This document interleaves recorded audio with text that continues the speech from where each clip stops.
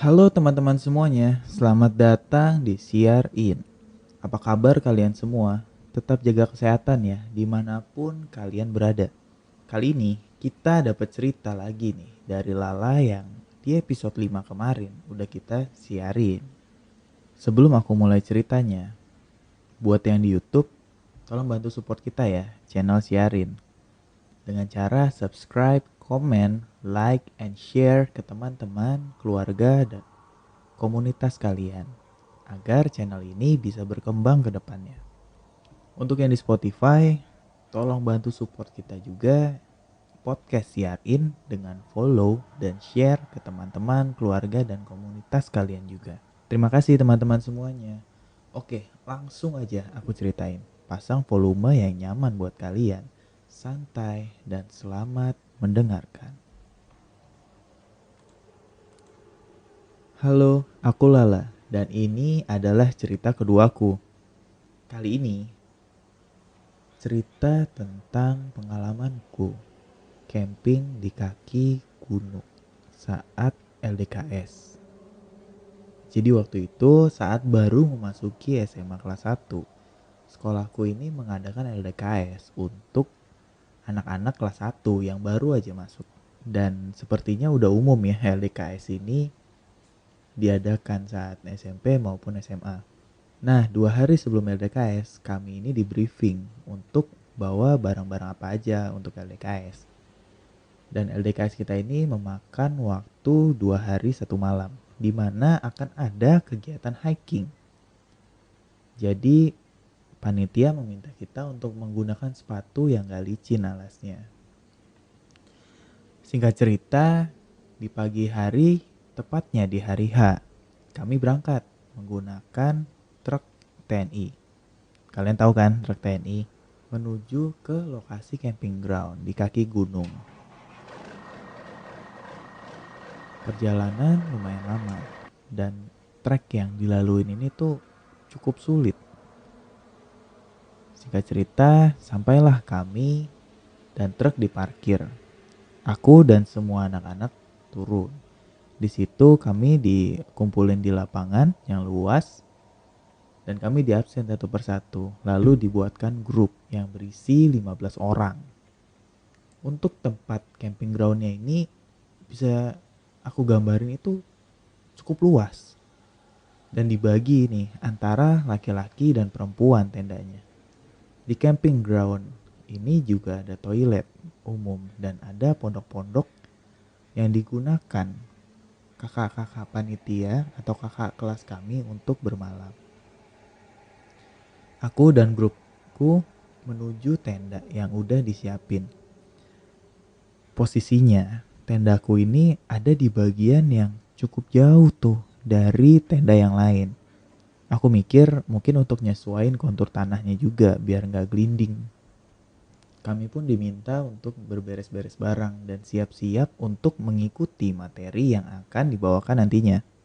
Di tengah beres-beres di tenda itu, aku tuh pengen banget buang air kecil ke toilet. Dan mau gak mau, aku harus banget nih nyelesain urusan ini. Sambil setengah berlari, aku menuju ke toilet. Rupanya di situ udah ada temanku, kita sebut aja namanya Sarah, yang baru habis pakai kamar mandinya. Aku tanyalah sama Sarah, "Rah, toiletnya bersih nggak?" Sarah jawab, "Bagus, bersih kok, bagus. Ini gue juga habis buang air." Aku sambil berterima kasih, aku langsung masuk ke kamar mandi. Dan saat aku sudah di dalam bilik yang tadi digunakan Sarah, aku ngeliat kalau kamar mandi ini tuh kotor. Kayak udah lama banget gak dibersihin. Bahkan di bak airnya itu kering dan ada beberapa kata-kata kecil. Kalian bisa ngebayangin sendiri lah kayak apa, sangat terlantar kan. Hilang deh hasratku untuk nuntasin buang air. Tapi aku mikir, aku coba deh ganti ke bilik sebelahnya. Dan ternyata untungnya di bilik sebelah itu walaupun sama kondisinya, tapi di sini tuh ada air. Singkat cerita aku kembali nih ke tenda. dan melanjutin beres-beres.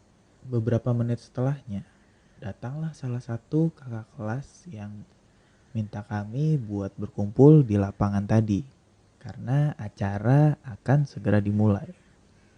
Berkumpullah kami di lapangan sesuai dengan kelompok kami. Acara pun berlangsung tertib, dimulai dari pemberian materi dari guru, lalu kakak kelas, dan kembali lagi ke guru, dan diselingi istirahat sholat, karena kebetulan sekolahku ini memang sekolah muslim. Singkat cerita, acara pemberian materi ini selesai pada waktu maghrib, dan kami menunggu ibadah isya sekitar jam 7 malam. Aku mutusin buat kembali ke tenda. Dan di dalam tenda, grupku ini lagi berbincang-bincang tentang acara jurit malam nanti. Oh iya, jadi di LDKS ini itu memang diadakan jurit malam setiap tahunnya. Teman-temanku ini lagi pada ngobrol dan ada salah satu temanku, kita sebut aja si A, minta untuk ditempatin di bagian tengah aja karena dia takut. Dan ternyata nggak cuma dia aja, teman-temanku yang lain tuh juga berebutan posisinya dengan anak yang lain. Sampai akhirnya kami berada di keputusan final mengenai urutannya dan siapa-siapa aja dari urutan 1 sampai 15. Dan menjadikan ketua grup kami, sebut aja si B, untuk menjadi yang paling depan. Waktu isya pun sudah masuk. Sudah sekitar jam setengah 8. Dan kami semua melaksanakan sholat isya di lapangan tadi. Dan dilanjut makan malam serta acara api unggun. Kami semua senang karena di acara api unggun itu ada nyanyi-nyanyi bersama juga yang bikin mood kebersamaan kita tuh makin kuat lah. Setelah itu kami dipersilahkan istirahat di tenda selama setengah jam sambil mempersiapkan alat-alat yang akan dibawa untuk jurit malam. Karena nanti jam 10 malam akan mulai tuh diadakan acara jurit malam. Aku mempersiapkan semuanya dimulai dari senter, sepatu, jaket, terutama jaket karena situasi di situ tuh dinginnya udah mulai kerasa menusuk. Kami pun dikumpulkan kembali ke lapangan. Di situ kami diberi arahan dan aturan dari kakak kelas tentang jurit malam. Seperti jangan mainan senter, apalagi diarahin ke pohon. Jangan bengong dan setiap beberapa langkah harus berhitung, terutama saat sampai pos dan melanjutkan perjalanan lagi. Dan di sini hanya ada satu pos, posisinya itu berada di tengah perjalanan. Oh iya, dari panitia disediakan juga penunjuk arah berupa kertas yang ditempelkan di pohon di sepanjang trek. Setelah itu kami pun berbaris menunggu giliran. Kebetulan grupku ini saat diundi dia kebagian nomor urut 5. Sebelum memulai kegiatan, kita semua tuh berdoa agar lancarlah kegiatan ini. Dan dimulailah kegiatan jurit malam. Dimulai dari grup 1 yang masuk menembus hutan. Yang lama-lama mereka semakin jauh dan hilang. Sekitar 15 menit dilanjut dengan grup 2 yang masuk ke dalam hutan. Dan berikutnya grup 3 yang masuk ke dalam hutan. Setelah nunggu 15 menit, saat tiba giliran grup 4 yang mau masuk, terdengar bunyi walkie-talkie dari salah satu kakak kelas, sebut aja Kak C. Grup 3 mau masuk. Kak C jawab, udah nih, udah 15 menitan. Ini mau lanjut grup 4. Suara di seberang sana terdengar agak tinggi. Mereka bilang, aduh, tahan dulu deh, tahan. Gak bener nih. Kak C bingung dan seakan dia mengerti situasi ada yang gak beres. Dia pergi agak menjauh dari posisinya dia dan menitipkan tempat bertugasnya dia sama kakak kelas yang lain. 30 menit berlalu, grup 4 ini gak kunjung memasuki hutan. Tiba-tiba keluar KF dan KY dari dalam hutan. Dia mencari keberadaan Kak C tadi. Dan mereka tuh langsung ngobrol jauh-jauh dari tempat kita ini. Gak lama kemudian mereka membubarkan acara jurit malam kami. dan menyatakan jurit malam diberhentikan dan kami diminta kembali ke tenda kami untuk beristirahat. Kami pun bingung, terutama aku, dengan segudang pertanyaan yang berada di kepalaku. Kembalilah aku ke tenda, dan baru aja aku duduk nih di jarak sekitar 3 tenda lah dari sebelah kiriku, ada suara wanita berteriak minta tolong. Tolong, tolong woi, tolong. Kami pun lari ke sana. Aku dan grupku pun lari ke sana, ke asal suara. Kita tuh berlari seolah gak mau ketinggalan apa yang terjadi di malam itu. Ternyata itu adalah teman satu tenda Sarah yang panik. Karena ternyata si Sarah ini yang tadi siang aku temuin itu kesurupan. Dia mengeluarkan suara geraman dan posisinya dia itu udah dipegangin sama teman-temannya. Ada sekitar 5 atau 6 orang. Nah, mungkin karena teriakan tolong tadi sangat kencang, gak lama kakak kelas ini datang sama guru. Mereka lihat situasinya dan untungnya ada satu guruku ini yang bisa dibilang ya bisa lah untuk mengeluarkan roh yang ada di dalam badannya Sarah. Atau mungkin jin kali ya. Setelah sadar, Sarah pun dibawa ke pondok yang berisi kakak kelas atau panitia. Pak guru yang tadi mengobati Sarah itu nitip ke kita agar kembali ke tenda dan istirahat, langsung istirahat. Dan kalau ada yang mau ke kamar kecil, buat jangan sendiri, harus ditemani. Pokoknya jangan ada yang boleh sendirian. Kami pun ngangguk. Menuruti pesan dari Pak Guru, aku kembali ke tenda sambil mengobrol sama teman-temanku. Dan gak kerasa tuh, waktu udah nunjukkan pukul 1 malam. Posisinya di situ aku benar-benar ngantuk, sangat mengantuk, dan aku mutusin buat tidur. Esok paginya, kami kumpul untuk sholat subuh sekitar jam 5 dan siap-siap untuk hiking pagi. Kami berkumpul semua tuh di lapangan dan aku melihat semua lengkap. Bahkan ada anak dari grup yang kemarin masuk ke hutan, itu semua ada semua. Mulailah kami hiking pagi dan ternyata menurut anak-anak yang masuk ke rute jurit malam, itu rute yang sama. Itu rute yang sama dengan malam itu, di mana sebelah kanannya itu banyak jurang dan ada beberapa jalanan bercabang. Cukup ngeri sih, padahal itu saat pagi hari. Gak kebayang kalau semalam aku mendapat giliran dan grupku melewati trek ini. Setelah kami hiking, karena udah kotor-kotor tuh badannya, kami dipersilakan mandi dan siap-siap. Karena nanti sekitar jam 10 pagi. Singkat cerita, setelah kami siap untuk pulang, kali ini pas pulang, aku satu truk sama kakak kelas yang ikut bertugas. Sebut aja namanya Kak Rio. Kak Rio ini bercerita, karena sepi mungkin ya, Kak Rio ini bercerita sama kita bahwa semalam saat jurit malam, itu grup 1 bisa kembali dengan selamat. Itu kami semua juga ngelihat. Nah, grup 2 ini nih, saat sampai pos, dia itu dimarahin habis-habisan sama beberapa kakak kelas dan gurunya. Karena mereka membawa penunjuk arah yang ditaruh di sepanjang trek. Karena mereka kira itu tuh dikumpulin nanti saat udah selesai. Udah habis dimarahin, ditahanlah kelompok 2 ini di pos. Kalian masih ingat KF kan? Yang keluar dari hutan itu, dia mencoba menghubungi lewat walkie-talkie untuk mencegah grup 3 masuk. Tapi karena udah terlanjur masuk, jadilah jalan itu ditelusuri sama KF. Dia minta temennya KY untuk nemenin dia. Sampai balik ke perkemahan, mereka itu tuh gak nemuin tuh grup 3 sama sekali. Akhirnya mereka mutusin untuk ngebubarin lah jurit malam itu. KF, Kak C, dan Kak Rio kembali ke pos tadi. Pos yang berada di tengah trek. Dan nunggu sampai jam 12 malam.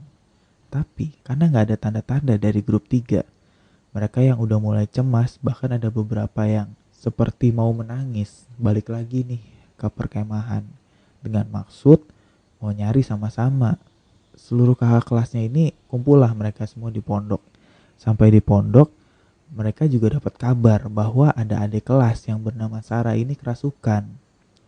Akhirnya kelompok untuk mencari grup 3 ini dibagi jadi 2 kelompok.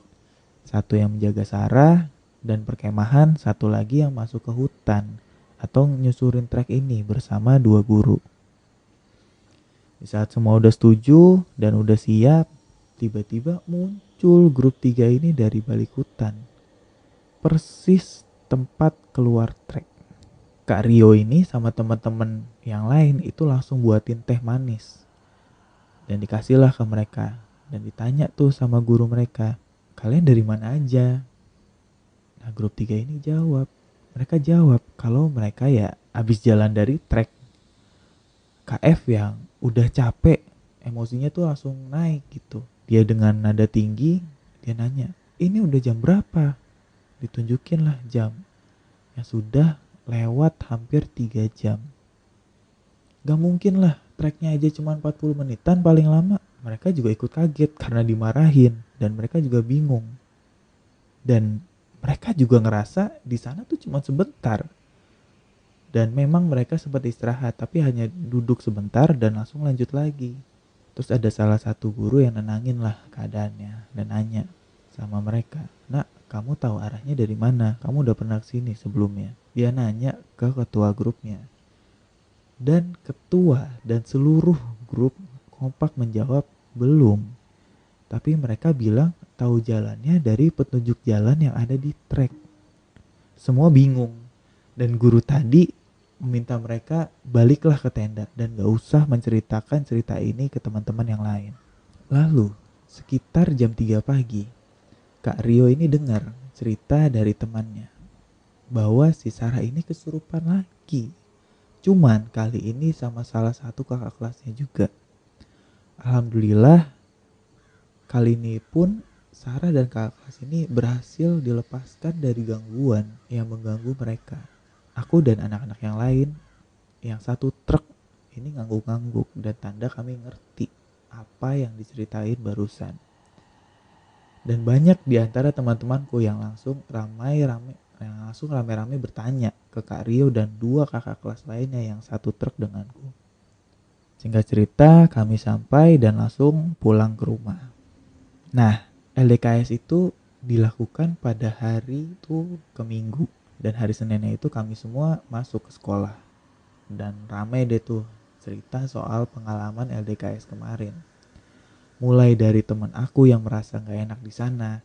Dan masih banyak lagi deh. Kalian masih ingat Sarah? Sarah itu satu kelas denganku. Dan banyak dari teman-temanku ini termasuk aku. Kita tuh sama-sama menanti kehadiran Sarah untuk nanyain soal kesurupan yang dialaminya. Tapi kalian tahu apa? Semenjak hari itu, Sarah gak pernah masuk sekolah. Bahkan dia pindah sekolah ke Jawa.